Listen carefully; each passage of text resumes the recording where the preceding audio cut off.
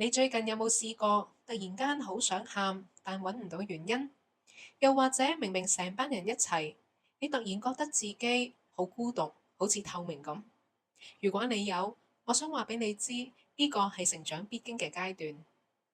你有冇發現呢幾年你嘅身高、聲線、樣貌好似年年都唔同，但你嘅內心呢？你嘅內心先啱啱開始成長，身體行得快，但精神生命追唔上，兩者唔合拍，於是乎你唔識點樣安放自己，你會頂撞，會質疑，會突然覺得冇人明你。大人叫呢啲做反叛期，但我會用另外一種講法，呢個係你尋找自我嘅過程。過程裡面一定會有內心嘅起伏，你會痛，你會矛盾，但冇咗呢啲內心嘅矛盾同糾結，你根本睇唔到更深層嘅自己。好多人以為睇小說會好悶，又或者只係考試篇章入面嘅一大堆文字，但其實小說由頭到尾都係為咗一件事而存在，幫一個人捱過佢心入面嘅嗰場成長嘅風暴。小說嘅作用大致有三個：第一，作為痛苦嘅出口，有啲情緒你揾唔到出口，甚至你自己都未搞清楚係乜嘢，但你可以將佢寫成一個角色，一個故事。痛苦冇消失到，但佢有一個容身之處。第二，小說可以用嚟探討人性同埋倫理。一個好人會唔會做壞事呢？一個壞人嘅心入面又會唔會有溫柔嘅一面呢？小說唔會俾你一個標準嘅答案，但佢俾一個空間你去問：如果係我會點揀呢？第三，純粹只係為咗趣味。有時人淨係想跳出現實嘅框框，去一個唔存在嘅世界唞下氣。唞下氣係唔需要有意義㗎，因為休息本身就係一個意義。而你正正係經歷緊呢場身體先行、精神慢慢成長嘅混沌時期。其實小說想做嘅嘢係一模一樣嘅，就係想幫你喺矛盾入面慢慢睇翻清楚自己。好啦，講到呢度，我想帶你認識一個人，佢冇喺度說教，教你點樣成長，但佢用咗整個寫作嘅生涯去做緊呢件事。呢個人叫黎子書，馬來西亞人。佢喺怡保出世，中學畢業之後，曾經喺《星洲日報》做咗12年嘅記者，然後放低咗呢份穩定嘅工作，全職寫小說。佢寫嘅唔係一般長篇故事，而係一種好特別嘅題材——微型小說。短短2、3頁，甚至幾百字，就要講完一個人嘅一生。你可能會問，點解揀寫啲咁短嘅故事呢？黎子書講過，佢入行寫作嘅起點唔係雄心壯志，而係一種對人生嘅茫然。佢想透過寫作逼自己打開眼界，逼自己睇多啲、諗多啲。呢個心態同你而家嘅狀態其實係好接近嘅。當你完全未搞清楚我係邊個嘅時候，其中一條路就係去觀察、去問、去試。黎子書仲有一句創作嘅信念，我覺得每一個高中學生都要記住，就係唔好重複自己。當你越成熟，就越需要揾一個新嘅角度去睇同一個人、同一件事。喺一個成日話大家都係咁噶啦嘅環境入面，我哋更加要揾到屬於自己嘅角度。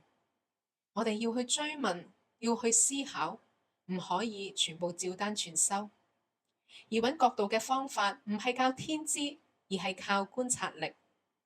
觀察得多，你先會有素材，有素材，你先會有屬於自己嘅角度。呢個過程同你成長入面揾翻自己，本質上係同一件事嚟㗎。黎子書最出名嘅就係微型小說，幾百字可以寫盡一個人嘅一生。但其實我哋最驚就係嗰種短短地但睇唔明嘅文章。所以我會用5集去講一講黎子書小小說，帶大家一齊去睇下黎子書筆下嘅人物，同埋探討緊嘅人性陰暗面。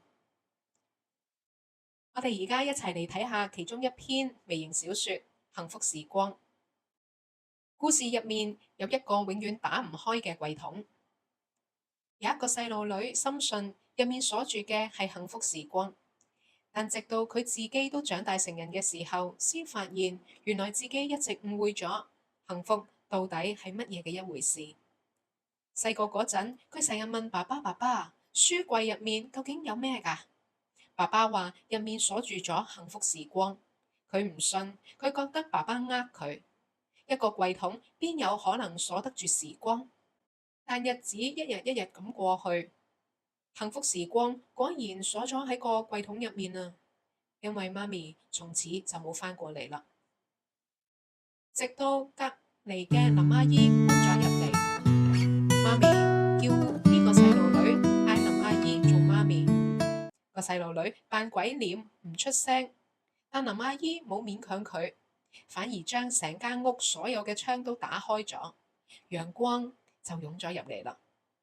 屋企由呢日開始變得明亮，除咗個櫃桶，依然收埋喺陰暗嘅角落入面。有一晚，爸爸伏喺張書台上面做嘢，我以為佢做到好攰，瞌眼瞓。當個細路女不斷搖爸爸嘅時候，發現爸爸原來就咁死咗啦。之後嘅日子，林阿姨獨力湊大呢個細路女，出去做小生意，早出晚歸，但係屋企依然窗明幾淨。細路女由細到大都喺嗰張書台溫書，直到有一年嘅春節，佢半夜見到林阿姨伏喺張台上面休息，右手掛喺嗰個櫃桶嘅手把上面。佢好驚啊，佢驚噩夢重襲，於是乎佢大聲咁推林阿姨，佢大叫阿姨阿姨，嗌嗌下就嗌咗媽咪媽咪。爸爸生前講過，等佢有一日肯嗌林阿姨做媽咪，就可以將櫃桶嘅鎖匙交俾佢啦。個細路女打開咗個櫃桶，入面乜嘢都冇，得返爸爸一張嘅字條，寫住你長大啦，懂事啦，爸爸好高興。你會唔會覺得好奇怪？點解一個冇嘢嘅櫃桶可以成為成篇文章嘅核心？呢一個就係黎子書最犀利嘅地方。呢個故事最出色，用咗兩種嘅手法。第一個係用咗懸念，第二係用咗象徵。呢兩樣嘢喺 DSE 嘅閱讀理解成日都考嘅。首先講下乜嘢叫懸念。作者第一句就拋出咗一個謎，究竟個櫃桶入面鎖住嘅係咩呢？全文冇即時答你，反而一路拖，一路加深你嘅好奇心。細個問，大個又諗起，直至去到結局前一刻，你都仲估緊櫃桶入面有啲咩呢？呢一種唔即刻俾答案你，吊住你胃口嘅寫作手法就係懸念啦。佢嘅作用係推動整個故事嘅節奏，令讀者由頭到尾都好想追看落去。第二，我哋講下象徵。咩叫象徵呢？象徵就係用一件物件去代表一個抽象嘅概念。文本入面呢一個櫃桶，佢象徵緊嘅其實係呢一個細蚊女失去媽媽呢一件事嘅執着。小女孩認為只要揾到條鎖匙，就可以攞返失去咗嘅幸福。幸福一直藏喺幽暗嘅角落之中，象徵咗主角未解開嘅心結。而林阿姨一嚟到就開晒啲窗，陽光一股腦兒湧進來，呢一句象徵咗新嘅照顧者帶嚟真實並且持續嘅溫暖。而當我長大，肯嗌林阿姨一聲媽媽嘅時候，櫃桶打開，就係象徵住當我願意打開個心結嘅時候，幸福就自然會到來。幸福同愛從來唔係一件可以封存攞返出嚟嘅嘢，因為幸福同愛本來就係流動嘅。呢個故事想講嘅嘢唔單止係後母都可以好偉大咁簡單，佢問緊一個更深嘅問題：親情係咪一定要靠血緣先算數呢？林阿姨由頭到尾冇強迫個主角接受佢，佢冇要求過名分，冇逼個細路女即刻嗌佢媽咪。佢只係日復一日用行動開窗、煮飯、捱夜做生意，為爸爸冚毛衣，去證明佢有幾重視呢頭家。呢種愛克制唔張揚，但持久到令人幾乎唔記得自己曾經係個孤兒。更加難得嘅係林阿姨尊重細路女嘅成長，佢冇管得太嚴，冇聽得太緊，甚至冇逼過佢一次去接受呢一個新嘅媽咪。佢嘅愛藏喺生活每一個細節入面，一扇打開嘅窗，一盞為佢留低嘅小燈，一張披喺爸爸肩上嘅毛毯。正正就係呢一種冇逼迫嘅陪伴，先至令主角慢慢肯敞開心扉，一步一步走向信任，最終重新揾翻屬於自己生命入面嘅嗰道光。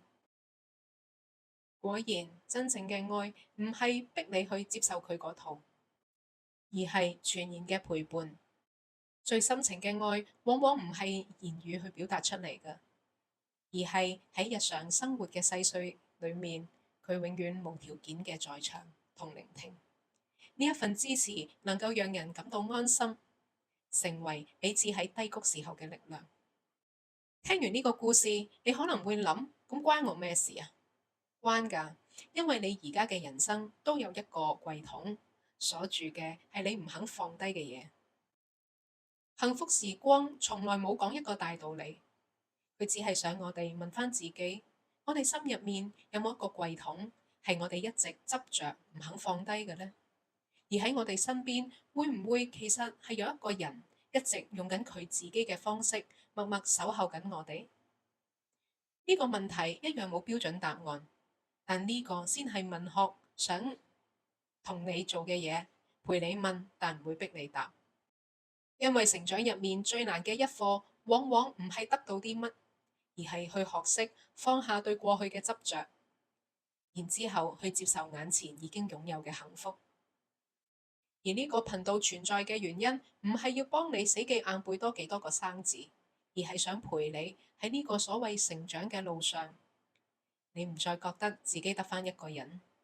我希望透過文學，同大家一齊經歷成長嘅風暴。下一集我會繼續同你去拆解黎子書小小說入面嘅另外一篇微型小說。如果你都喺度尋找緊幸福時光，希望你唔好鎖喺幽暗嘅櫃桶入面。我希望你能夠開一扇窗，讓陽光湧進來，並且去感受有一個人默默守護你嘅每一個當下。如果你哋鍾意聽我講下文學，記得撳個 like 訂閱埋，等我知道你都喺度。我哋下集見啦！